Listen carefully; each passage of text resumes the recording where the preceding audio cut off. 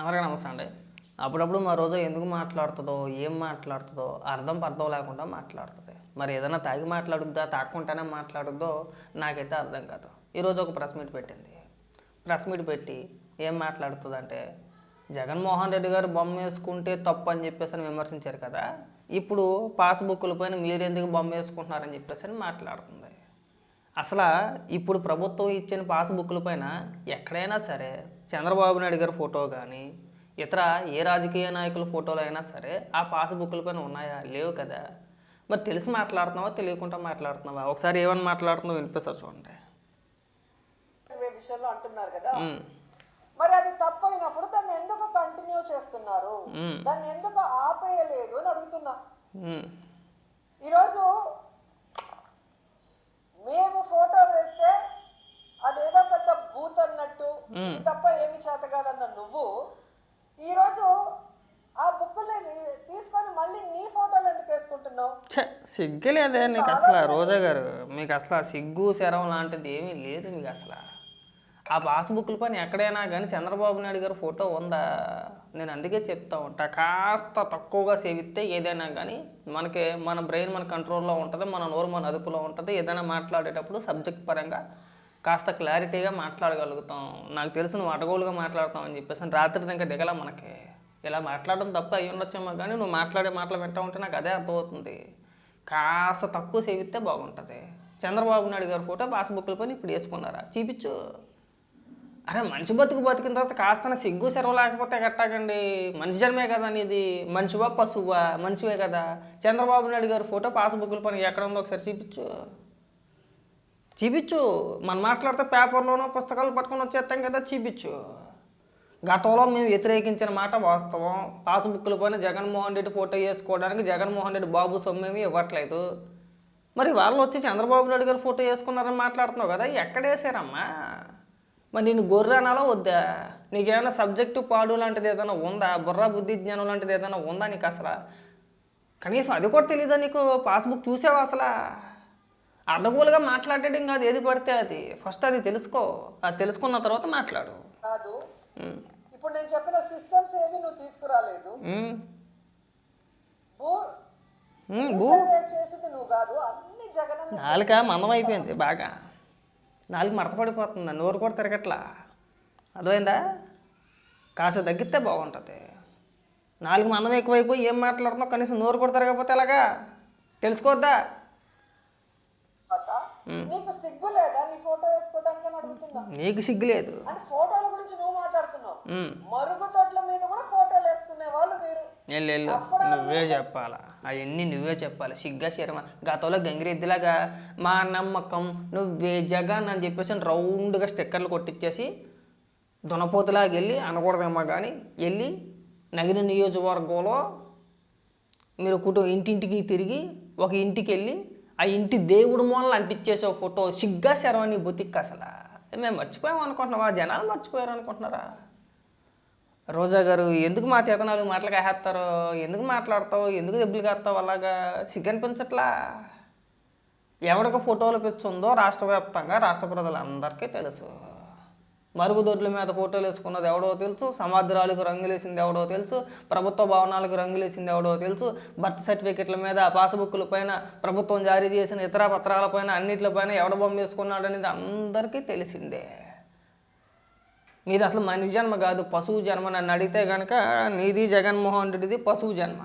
పశువుతో కూడా మిమ్మల్ని పోల్చకూడదు. ఇంకా ఏదైనా అంతకంటే నీచమైనది ఏదైనా ఉంటే కనుక పోల్చాలి. నేను పశువు నీచమని చెప్పాను అనట్లా, మిమ్మల్ని నీచమైన వాటితో పోల్చాలి అని చెప్పేసి నేను అంటున్నా. గుర్తుపెట్టుకో బాగా. మిషన్ల మీద, సైకిల్ మీద ఫోటోలు వేసుకునే వాళ్ళు మీరు. మీరు జగనన్న గురించి మాట్లాడుతుంటే చాలా హాస్యాస్పదంగా ఉంటుంది. ఈరోజు మీరు డబ్బు పట్టుకోలేమో, మేము చేసాం భూముల రీసర్వే, అసలు ఈ ల్యాండ్ టైటింగ్ ప్రయత్నాలు అసలు సూపర్ అని నువ్వు చెప్పుకోవాలి. కానీ జగనన్న చెప్పుకోకపోయినా జగనన్న గురించి నువ్వెళ్ళిన దావోస్ వేదిక మీద ఆర్థికవేత్త గీతా గోపీనాథ్ గారు ప్రశంసించారు. నువ్వు విన్నావు కదా? That is Jagananna. మన పని మనం చెప్పుకోని అవసరం లేదు, 10 మంది చెప్పుకోవాలి. ఈ రోజు నువ్వు చేశాడు, నువ్వు డబ్బా కొట్టుకోవటమే తప్ప అది చేసింది జగన్ అన్న విషయం ఆర్థికవేత్తలందరికీ తెలుసు కాబట్టి వాళ్ళు పబ్లిక్ గా ఈరోజు జగనన్నని అభినందిస్తున్నారు. ఇప్పటికైనా సిగ్గు తెచ్చుకోమని మీకు తెలియజేసుకుంటున్నాను. ఎందుకంటే 100 ఏళ్ల క్రితం బ్రిటిష్ వాళ్ళు చేసిన బాబా ఆ పురాణాలు వద్దండి బాబు. మీకు దిక్మాలతనానికి మీకు నమస్కారం పెట్టేయాలి. గత 5 ఏళ్ళు ఏం పీకి పొడిచారో చెప్పండి అంటే 100 ఏళ్ల కిందటండి, 200 ఏళ్ల కిందటండి, 500 ఏళ్ల కిందటండి, 1000 ఏళ్ల కిందట సంగతి తీసుకొచ్చి చెప్పి ఇక్కడ మీరు భూముల పేరుతో ల్యాండ్ టైటిలింగ్ యాక్ట్ అని చెప్పేసి ఒకటి పెట్టి రీసర్వే అనో ఇంకొకటనో చేశారు. బాగానే ఉంది, అది ప్రభుత్వ నిర్ణయం. నువ్వు ఇప్పుడు ఏదో చెప్తున్నావు కదా, ఎందుకు కొనసాగించారంటే జగన్మోహన్ రెడ్డి ఆస్తులో లేదంటే జగన్మోహన్ రెడ్డి సొంత డబ్బు ఖర్చు పెట్టి చేయాలా, ప్రజల సొమ్ముతో ఖర్చు పెట్టి చేశారు. ఏ ప్రభుత్వం అయినా సరే గత ప్రభుత్వాలు తీసుకున్న నిర్ణయాల్ని ఖచ్చితంగా మంచి అయినా చెడు అయినా సరే కాస్త ప్రజలకు ఉపయోగపడినా పడకపోయినా దాన్ని ఎమ్మటే ఇమీడియట్గా రద్దు చేసేసి మళ్ళీ మేము కొత్త చట్టాలు తీసుకొచ్చి కొత్తగా మళ్ళీ మొదటి నుంచి చేస్తామని చెప్పేసి అని అంటారు. దానికి కొనసాగింపుగానే ఉంటుంది. ఇక్కడ చేసింది ఏంటి, వ్యతిరేకించింది ఏంటి? జగన్మోహన్ రెడ్డి ఫోటో పాస్బుక్ల పని ఎందుకు వేసుకున్నారో దానికి సమాధానం చెప్పండి ఫస్ట్. దాన్ని వదిలేశారు. 1000 ఏళ్ల కిందట మా తాతగారు అలా చేశారండి, 500 ఏళ్ళ కిందట అలా చేశారండి, మా జగన్ పెద్ద తోపు తురుం కానండి. ఎంత పెద్ద తోపు తురుం కానో రాష్ట్ర ప్రజలందరికీ తెలుసు, మేము చూసాము. ఇవాళ నువ్వు అడ్డగోలుగా వచ్చేసి 4 మడత పడిపోతూ 4 మందం ఎక్కిపోయి అసలు ఏం మాట్లాడుతున్నావు కూడా నీకు నోరే తిరగట్లేదు. నువ్వు కూడా ప్రెస్ మీట్ పెట్టేస్తావు. కాస్త ఈ మధ్యకాలంలో కొద్దిగా పార్టీలకి అక్కడికి ఇక్కడికి ఎక్కువగా వెళ్తున్నట్టు కాస్త తగ్గితే బాగుంటుంది. కాస్త నోరన్నా తిరుగుద్ది. 4 మందం ఎక్కువైపోయింది. తత్తమ్మ అమ్మమ్మ అంటున్నావు. పాస్బుక్ల పని చంద్రబాబు నాయుడు గారి ఫోటో ఎక్కడ ఉందో మాకైతే అర్థం కాల. పోనీ ఉంటే చూపించవచ్చు కదా. సిగ్గనిపించట్లా రోజా, ఎందుకు అలా కాసేస్తావు? నీకు సబ్జెక్టు పాడు ఏమీ లేదు. నువ్వు అందరికన్నా పెద్ద గురువు ఎవరైనా ఉన్నారంటే నువ్వు ఒకదానివే. అనకూడదేమో, మహిళ అయిపోయి ఎక్కువగా మాట్లాడుతూ మళ్ళీ ఏడుతావు. మా అమ్మ తిట్టారు, మా నాన్న తిట్టారు, ఒక మహిళనన్నా చూడుకుంటే మళ్ళీ ఏడ్చేస్తుంది. మళ్ళీ ఇక్కడ అని మాటలు అంటూ ఉంటుంది, మళ్ళీ ఏడ్చేస్తూ ఉంటుంది. నేనేం ఎక్కిరించట్లా.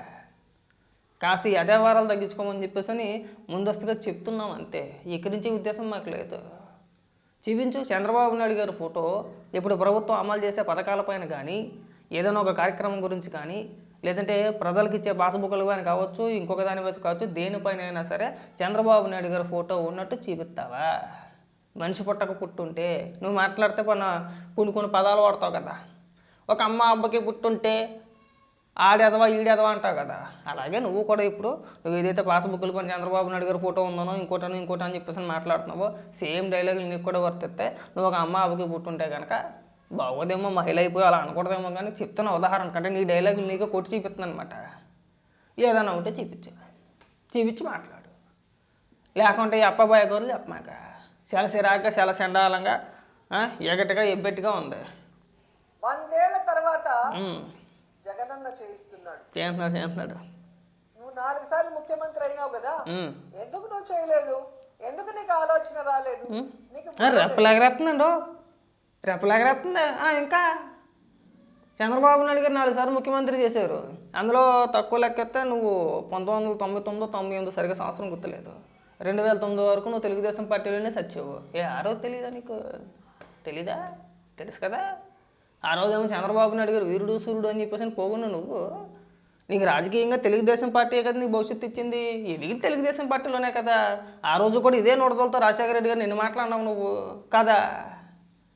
ఇవాళ వచ్చి రెప్పలు ఎగరేస్తుంది. ఇలాగా ఇంకా మేము ఎగరేస్తాం రెప్పలు, మాకు లేవేటి రెప్పలు. నువ్వు రెప్పలు ఎగరేసి మూతి ఇంజన్ తిప్పేసి అడగోలుగా 4 బూతులు మాట్లాడేసి వ్యంగ్యంగా 4 డైలాగులు కొట్టేస్తే అయిపోతాయా? ఆ రెప్పలు ఎగరేసి మూతి తిప్పేస్తుంది ఇలాగా. ఇంకా చెప్పు, ఇంకా వింటాం. సిగ్గుపడి కాస్తేనా కానీ. ఎవరన్నా చేసిన దాన్ని నేను చేశానని చెప్పుకోవడానికి తప్ప నువ్వుగా నీ బుర్రలో నుంచి ఒక ఆలోచనతో ప్రజలకి మంచి చేయాలి అని చెప్పి ఏం తెచ్చావు ఒకటి చెప్పమని నేను అడుగుతున్నా. అండ్ ఇంకోటి, జగనన్న సాగునీటి రంగాన్ని పూర్తిగా పట్టించుకోలేదు అని ఎవరు చెప్తున్నాడు? సిగ్గు కూడా నోర్మ. ఇంకా నీ గురించి మాట్లాడుకోవడం టైం బొక్క.